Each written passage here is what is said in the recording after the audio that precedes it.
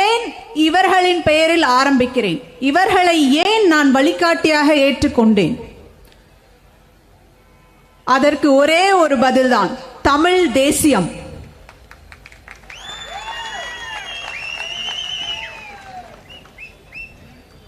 எனது அருமை கிருஷ்ணகிரி தாய்மார்களே, தந்தைமார்களே, தமிழ் தேசியம் என்றால் என்ன? தமிழ் தேசியம் என்றால் உயிர்மை காப்பு, உயிர்மை வளர்ப்பு. அதாவது அனைத்து உயிர்கள், மனிதர்கள் பார்த்தீங்கன்னா ஜாதி, மனம், மொழி, இனம் இப்படி பிரிஞ்சிருக்காங்க. அதுக்குள்ள நான் வரல. மனிதர்கள், மரம், செடி, கொடி, மண், மழை, நீர், இது எல்லாத்தையும் காப்பது, இது எல்லாத்தையும் வளர்ப்பது, அதுவே தமிழ் தேசியத்தின் நோக்கமாகும். இது எனது உயிர், எனது ஆத்மா, என் குலதெய்வம் தந்தையார் ஏற்றுக்கொண்ட ஒரு நோக்கம். இதை ஏற்று இந்த மண்ணில் உள்ள மக்களுக்கு எப்படியாவது நான் இந்த மக்களுக்காக நின்ற மாட்டேனா அப்படின்னு கடைசி மூச்சு வரை, ஏன் அவர் இருக்கும்போது கூட அந்த எண்ணத்தை எண்ணிக்கொண்டே வேதனையில் இறந்திருப்பார். இப்ப நான் ஏன் அரசியலுக்கு வந்தேன்னு சொல்றேங்க.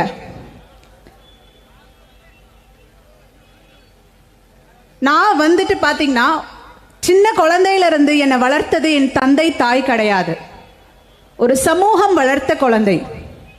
ஒரு சின்ன கிராமத்துல அங்க உள்ள தாய்மார்கள், தந்தைமார்கள் வளர்த்தாங்க. இப்படிப்பட்ட போராளி என் பெண்ணை நாங்கள் வளர்க்கிறோம் என்ற அந்த ரெஸ்பான்சிபிலிட்டி அவங்க எடுத்துக்கிட்டு எனக்கு கல்வி, இருக்கும் இடம், சாப்பாடு, நீர் எல்லாத்தையும் கொடுத்து என்னை காத்து வளர்த்தார்கள். இதே என் தந்தைக்கு அந்த காலத்துல கரெக்டா கிடைச்சிருந்ததுன்னா, இந்த செயலிழந்த கவர்மெண்ட் அன்னைக்கு என் தந்தைக்கு கொடுத்திருந்ததுன்னா, இப்படி ஒரு சகாப்தத்தை என் தந்தை நடத்தி காமிச்சிருக்க வாய்ப்பில்லை. இப்படி ஒரு கவர்மெண்ட், செயலிழந்த கவர்மெண்ட் இப்படிலாம் மக்களுக்கு கொடுமை பண்ணிருக்காங்க அப்படின்ற உதாரணம் என் தந்தையின் ஆயுதமேந்திய போராட்டம்.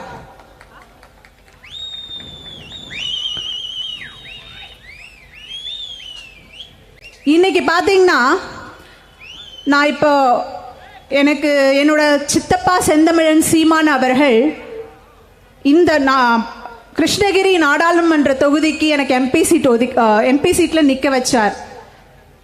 இந்த விஷயத்தை எத்தனை கட்சிகள், எத்தனை தலைவர்கள் என் தந்தையின் கனவை நிறைவேற்றுவதற்கு உறுதுணையாக நின்று என்னை அவர்கள் ஒரு மகளாக கருதி, இந்த தமிழகத்தின் மகளாக கருதி எனக்கு இந்த வாய்ப்பை கொடுக்க முன்வந்தார்கள் என்று சொல்லுங்கள் பார்க்கலாம். அப்போது இந்த தமிழ்நாட்டின் மகன் யார் என்று உங்களுக்கு எல்லாம் புரியுதா? இந்த தமிழகத்தை காக்க பிறந்து போராடி கொண்டு மக்களுக்காக ஒவ்வொரு நாளும் தன்னுடைய உயிரை கொடுத்து வாழ்ந்து கொண்டிருக்கும் மகன் எங்கள் சித்தப்பா செந்தமிழன் சீமான் அவர்களே.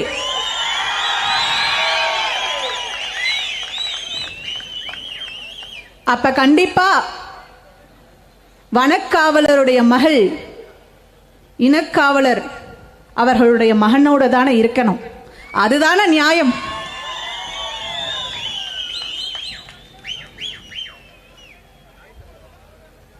இப்போ ஒரு 20 நாட்களா இந்த தொகுதியை நான் ஒவ்வொரு தொகுதியா 6 தொகுதிகளையும் நான் சுற்றி பயணம் கொண்டிருக்கிறேன். இப்ப இருக்க அரசியல் சூழ்நிலை என்னன்னு நான் சொல்லிடுறேங்க. சிற்று ஊர்களில், கிராமங்களில் நம்ம போறோம் அப்படின்னா ரோடு வசதி இல்லை. ஒகேனக்கல் குடிநீர் திட்டம் என்று ஒன்று கொண்டு வந்தார்கள், அது எங்கும் இயங்குவதில்லை. இத்தனை நீர்நிலைகள் பக்கத்துல இருக்கு. ஒகேனக்கல் இருக்கு, தென்பெண்ணை ஆறு இருக்கு, இங்க இத்தனை நீர், குளம், ஆறு, ஏரிகள் அத்தனை இருக்கு. அத்தனையும் அழிய வைத்து வேடிக்கை பார்த்து கொண்டிருக்கிறார்கள். சரியான ஒரு குவாலிட்டியான கல்வி இல்லை. ஏன்னா நம்ம முக்கால்வாசி ஜனங்கள் கவர்மெண்ட் ஸ்கூல்னால சேர்த்துறதுக்கு யோசிக்கிறோம். அடிப்படை தேவையான மருத்துவம் சரியா இல்லை. கொண்டு போய் நம்ம தனியார் மருத்துவமனையில தான் உயிர் காக்கிற சூழ்நிலையில சேர்த்துற நிலைமையில இருக்கும். ஒரு கவர்மெண்ட்னா என்னங்க? ஒரு கவர்மெண்ட்னா மக்களுக்கு இலவசம் கொடுப்பவர்கள் கவர்மெண்ட் கிடையாது. மக்களுக்கு 1000-500 ஓட்டு போடுற முன்னாடி நாள் வந்துட்டு கரண்ட் ஆஃப் பண்ணிட்டு பணம் பட்டுவாடா பண்ற ஒரு கவர்மெண்ட் கவர்மெண்ட் கிடையாது. அது திருட்டு கும்பல். அதுக்கு பேர் என்னது? திருட்டு கும்பல். ஒண்ணு நீங்க திருட்டு கும்பலை துரத்தி அடிங்க, இல்லைன்னா உங்க குழந்தைங்க உங்களையும் அடிப்பாங்க, அவங்களையும் அடிப்பாங்க. புரிஞ்சுக்கோங்க. ஏன்னா இந்த ஒரு திருட்டு கும்பல் கிட்ட நம்ம நாட்டை கொடுத்துட்டு எதைய காப்பாத்தி வச்சிருக்காங்க? மலையை அறுத்து எடுத்துட்டு போறாங்க, மணலை வாரி எடுத்துட்டு போய் விற்கிறாங்க. கல்வி தகுதி குழந்தைகள் படிச்சு முடிக்கிறாங்க, வேலை கிடைக்கிறது இல்லை, நல்ல ஆகாரம் கிடைக்கிறது இல்லை, நோய்வாய்ப்பட்டே நம் வாழ்க்கை முழுவதும் போகுது. மனநோய். வளரும் குழந்தைகளுக்கு நல்ல கல்வி, நல்ல அறிவு, நல்ல சூழல் ஏற்படுத்தி கொடுப்பது தான் ஒரு கவர்மெண்ட். ஏன்னா கவர்மெண்ட்னா ஒரு கடவுள் அப்படின்றது தான் உண்மை. நான் அதை தெளிவா சொல்லுவேன். ஏன்னா எங்க ஊர்ல பாத்தீங்கன்னா இத்தனை பாதிப்புகள் நிகழ்த்தியது ஒரு கவர்மெண்ட் தான். அங்க அவர்கள் கடவுளாக தான் நீங்கி இருக்கார்கள். ஆனா அவங்க இத்தனை பாதிப்பை பண்ணிட்டு எந்த ஒரு தயக்கமும் இன்றி, எந்த ஒரு வேதனையும் இன்றி, அதை ஒரு பெரிய ரெஸ்பான்சிபிலிட்டியாவே எடுத்துக்காம இது வரைக்கும் ஓட்டிட்டு இருக்காங்கல்ல. மக்களை அவங்க எப்படி பார்த்துட்டு இருக்காங்க? உயிரா பார்க்க கிடையாது, ஒவ்வொரு மனிதரனையும் ஓட்டா பார்த்துட்டு இருக்காங்க. அப்ப நம்ம ஓட்டு போடும்போது நம்ம என்னென்ன ஓட்டு போடணும்? ஓட்டோட முக்கியத்துவம் என்னன்னு புரிகிறதா? உங்கள் உயிர்தான் அவங்க ஓட்டா பார்க்கறாங்க. அதை தயவு செஞ்சு புரிஞ்சுக்கோங்க. இங்க வர எம்பி எம்எல்ஏ எல்லாரும் என்ன நினைக்கிறாங்க? வந்தனா சம்பாதிக்கலாம், நான் வளரலாம், என் குடும்பம் வளரலாம், என்னை சார்ந்திருந்தவர்கள் வளரலாம். ஆனா வீரப்பன் மகளாகிய நான் வருகிறேன். அரசியல் என்பது நான் வளர்வதல்ல, என் குடும்பம் வளர்வதல்ல, என்னை சார்ந்திருந்தவர்கள் வளர்வதல்ல, சமுதாயம் வளர்வது. அரசியல் என்பது மக்கள் சேவை. இதை நான் சாதிச்சு காமிக்கல என்று இதை நான் ஒவ்வொரு அரசியல்வாதிகளுக்கும் பாடம் எடுக்க ஆரம்பிக்கிறேனோ அன்று புரியும் என்னுடைய சித்தப்பா ஏன் இன்னைக்கு எனக்கு இந்த ஒரு வாய்ப்பை ஏற்படுத்தி கொடுத்தாருன்னு. இன்னைக்கு கேட்குறாங்க, இது வரைக்கும் எங்கே போனாங்கன்னு தெரியல, எங்கள் அப்பா வச்சு எத்தனையோ கட்சி அரசியல் பண்ணிட்டாங்க, இன்னைக்கு அவரோட மகளாகிய நான் வந்துட்டேன். வந்தோன்னு சொல்கிறாங்க கிரிமினல் பேக்ரவுண்டுன்றாங்க. இதை மரத்தை வெட்டினார், யானையை கொன்னாருன்றாங்க. சரி, மரத்தை வெட்டினார், யானையை கொன்னார், கிரிமினல் பேக்ரவுண்ட் எல்லாமே சரி. இப்படி பேசுறீங்கல்ல, இத்தனை அரசியல்வாதிகளுக்கும் ஒரு தெம்பு, திராணி, தைரியம் இருந்தா உங்களோட சொட்டு பட்டியலை வெளியிடுங்கடா பார்க்கலாம். நான் வெளியிட தயார். இதிலே தெரியலையா என் தந்தையின் வாழ்க்கை எவ்வளவு ஒரு நேர்மையான ஒரு வாழ்க்கை, எப்படி மக்களுக்கு அவர் போன பாதை தடமாறி இருக்கலாம், தடமாற்றப்பட்டு இருக்கலாம், ஆனால் அவர் கடைசி மூச்சு வரைக்கும் தான் எடுத்த கொள்கைக்கும் தான் மக்களுக்கு நிற்க வேண்டும், மக்களுக்கு அரணாக நிற்க வேண்டும் என்ற எண்ணத்தில் சாகும் வரை அதை கடைபிடித்து வாழ்ந்த ஒரு உயர் தெய்வம் அவர். அப்படிப்பட்ட ரத்தத்துக்கு பிறந்துட்டு எப்படி நான் கேள்வி கேட்க மாட்டேன்னு நீங்க நினைச்சீங்க? உங்களோட எல்லா தப்பும், நீங்க பண்ற அத்தனை அயோக்கியத்தனத்தையும் குழந்தையிலிருந்து நானும் பார்த்துக்கிட்டே தாண்டா வரேன். வாய்ப்புக்கு பார்த்துட்டு வந்தேன். இன்னைக்கு அந்த வாய்ப்பு என்னுடைய சித்தப்பா, என்னுடைய தந்தையின் ஆசீர்வாதத்து மூலியமா எனக்கு கிடைக்க பெற்றிருக்கிறார். இந்த நிமிஷத்திலிருந்து நான் இன்னைக்கு உங்களோட மக்களின் பிரதிநிதி. அதாவது பார்த்தீங்கன்னா எங்களோட கிராமத்தில் நடந்த விஷயங்களை நான் சொல்றேன். நம்ம வாழ்வது ஒரு அரசாங்கத்தின் கீழ் தான். அந்த அரசாங்கம் என்னென்ன பண்ணாங்க தெரியுங்களா? ஒவ்வொரு பெண்களின் வாழ்க்கையையும் முடித்து விட்டார்கள். அங்க ஒவ்வொரு பெண்களும் பாதிக்கப்பட்டாங்க, கற்பழிக்கப்பட்டாங்க, குழந்தைகளை விடல. ஒவ்வொரு வீட்டு தலைவனையும் கொண்டு போயிட்டு கொன்னாங்க, ஒவ்வொரு வீட்டில் இருக்க அண்ணன் தம்பிகளை கொண்டு போயிட்டு கொன்னாங்க. ஆனா இது வரைக்கும் அதுக்கான நியாயம் கிடைக்கல. நான் சும்மா விடுவேன்னு நினைச்சீங்களாடா? காலம் எனக்கு கை கொடுக்கும். என் தந்தையின் உயிர், என் தந்தையின் எண்ணம், என்ன ஓட்டம் என்னை சுற்றியே தான் இருக்கு. அதை மறந்துடாடுங்க. நான் வருவேன், என் தந்தையாக ஒவ்வொரு நாளும் ஒவ்வொருத்தர்கிட்டயும் உங்கள்கிட்ட வருவேன். மக்களுக்கு செய்ய வேண்டிய சேவைகளை செய்வேன். எவனை கேள்வி கேட்கணுமோ கேட்பேன். மக்களுக்கான போராளியா வாழ்வேன், மக்களுக்கான போராளியா சாகுவேன். இது தந்தையின் மீது ஆணை. எனக்கு வாய்ப்பளித்த என் சித்தப்பா செந்தமிழன் சீமான் மீது ஆணை. என் பெரியப்பா வேலுப்பிள்ளை பிரபாகரன் மீது ஆணை.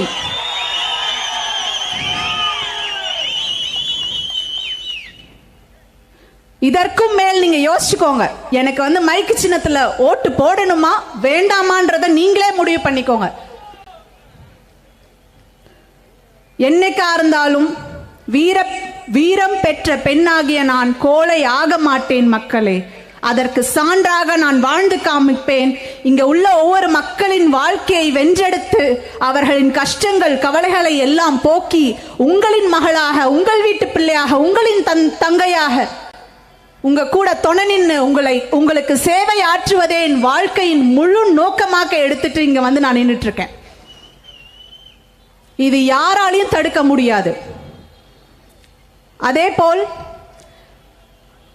என்னுடைய சித்தப்பா செந்தமிழன் சீமான் அவர்கள் கூடிய சீக்கிரம் இந்த நாட்டினுடைய சிஎம் ஆகத்தான் போறாரு. அவர் நடத்தும் வழியில் இந்த மக்களுக்கான சேவை தொடங்கத்தான் போகுது.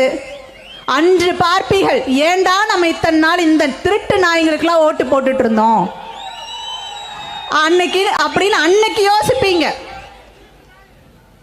தயவு செய்து காலம் தாழ்த்தாதீர்கள், யோசியுங்கள், எண்ணுங்கள்.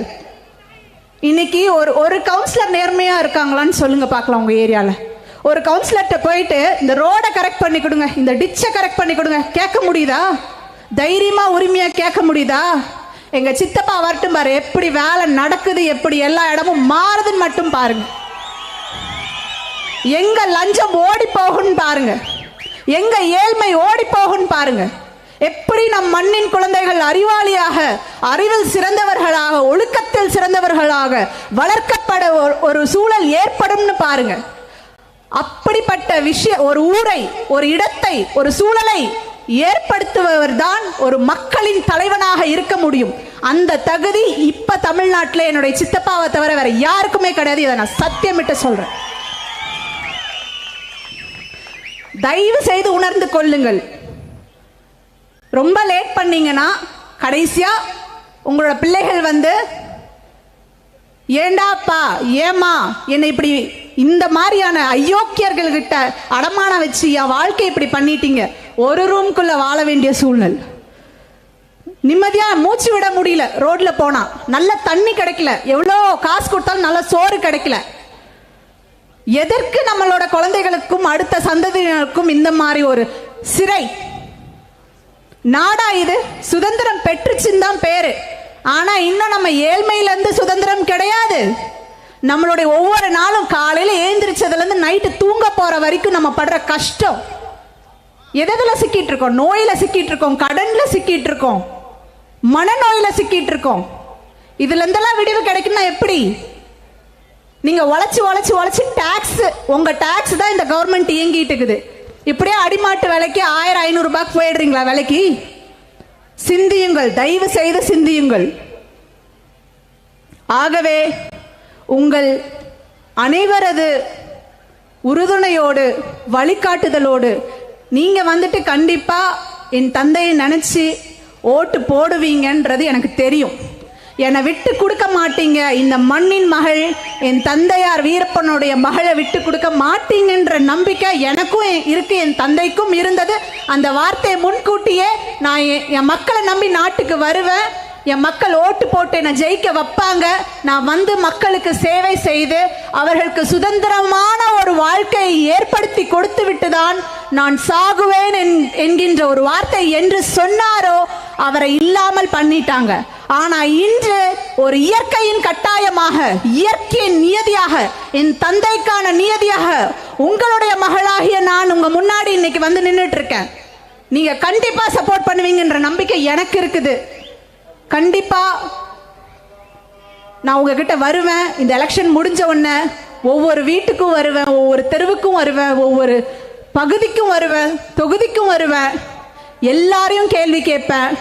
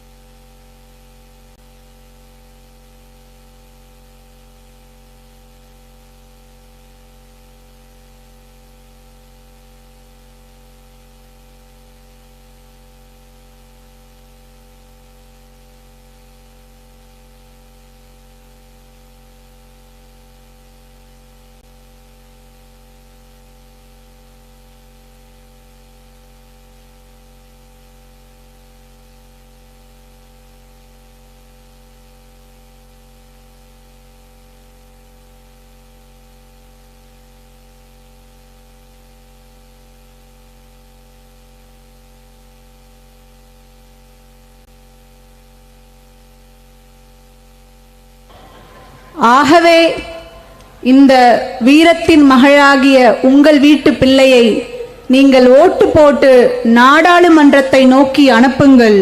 உங்களுக்காக அங்கு நான் கர்ஜிக்கிறேன். இங்கு அதற்கான போராட்டங்கள் எனது தம்பிகள் ஒவ்வொரு விஷயத்துக்கும் பண்ணி உங்களுக்கான எல்லா ரைட்ஸையும் உங்களுக்கு கூட்டிட்டு வந்து சேர்த்தல. கண்டிப்பா செய்வார்கள். என்னோட சித்தப்பா அதுக்கு உறுதுணையா இருந்து எல்லாத்தையும் நடத்தி கொடுப்பாங்க. ஆகவே மைக் சின்னத்தில் ஓட்டு போட்டு இந்த மகளை இந்த மண்ணின் மகளாக ஏற்றுக்கொண்டு உங்கள் வீட்டு பிள்ளையாக ஏற்றுக்கொண்டு என்னை அரவணைத்துக் கொள்ளுங்கள். நான் உங்களுக்காகவே என் வாழ்க்கையை சமர்ப்பிக்கிறேன். நன்றி, வணக்கம்.